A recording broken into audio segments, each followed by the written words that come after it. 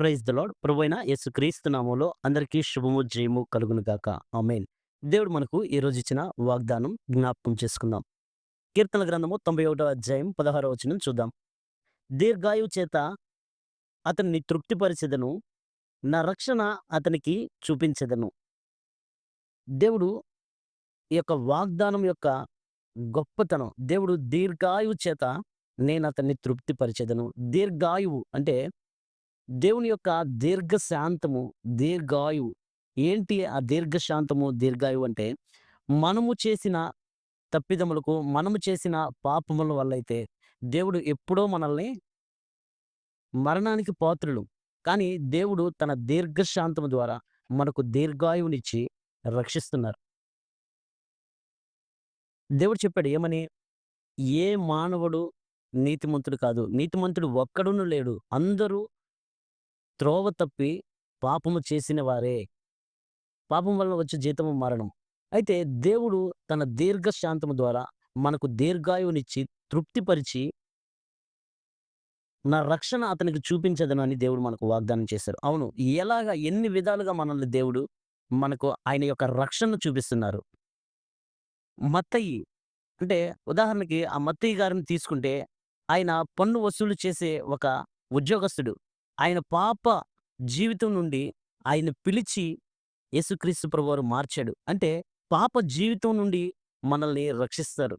మనం ఎంత ఘోర పాపిమైనా దేవుడు మనల్ని ఆయన చెంతకు పిలిచి, ఆయన మనకు రక్షణ దయచేశారు.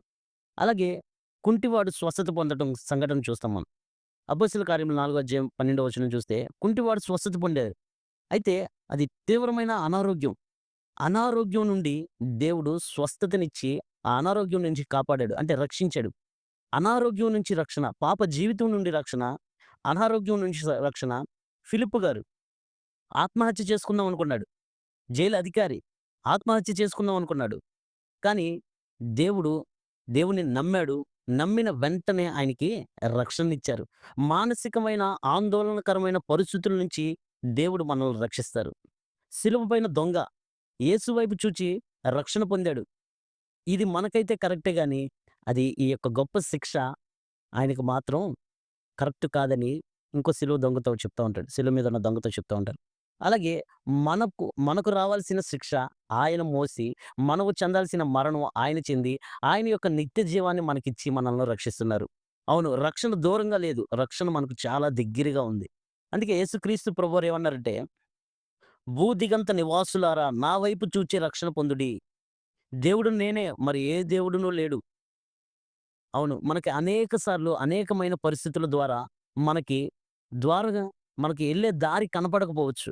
శత్రువు మన దగ్గరే ఉండొచ్చు. ఉదాహరణకి ఎర్ర సముద్రం దగ్గర ఇజ్రాయెల్‌కి దారి కనపడలా. దారి లేదు. శత్రువు దగ్గరే ఉన్నాడు. కానీ సముద్రాన్ని 2 పాయలుగా చేసి దేవుడు వారిని రక్షించాడు. అలాగే మనకున్న దారులన్నీ మూసుకుపోయి ఉండొచ్చు. కానీ దేవుడు అద్భుత రీతిగా, ఆశ్చర్య రీతిగా మనల్ని రక్షించే దేవుడు. మనకు రక్షణ అనుగ్రహించే దేవుడు. ఆ రక్షణ ఎందరికీ దేవుడు త్రోసివేసే దేవుడు కాదు గానీ, ఎవరైతే ఆయన దగ్గరికొస్తారో, ఆయన దగ్గరికొచ్చిన ప్రతి ఒక్కరికి దేవుడు రక్షణనిచ్చే దేవుడు. అనేక పరిస్థితుల్లో మనం ఉండొచ్చు. ప్రతి పరిస్థితికి సరిపోయిన దేవుడు. ప్రతి పరిస్థితికి దేవుడు రక్షణ ఇచ్చే దేవుడు. పాప జీవితం నుండి, అనారోగ్యం నుండి, మానసికమైన పరిస్థితుల నుంచి, మరణకరమైన పరిస్థితుల నుంచి, చివరి క్షణాల్లో గూడా డానియేల్ గారు సింహాల బోనులో వేశారు. మరణం దగ్గరగా ఉంది. అయినా ఆయనకి నెమ్మదిని, శాంతిని, సమాధానాన్నిచ్చి ఆయన్ని రక్షించారు. ఇంత గొప్ప దేవుడు మనకుండగా మనం ఇంక దేని కొరకు భయపడాలి? ఈనాడే రక్షణ దినము. ఎవరైతే యేసుక్రీస్తు ప్రభువారి దగ్గరికి వచ్చి, ప్రభువా నన్ను రక్షించు అంటారో వారందరికీ దేవుడు ఉచితముగా, ధారాళంగా రక్షణ దయచేసే దేవుడు. ఇటు కృప దేవుడు మనకు, మన కుటుంబములకు దేవుడు దయచేయును గాక.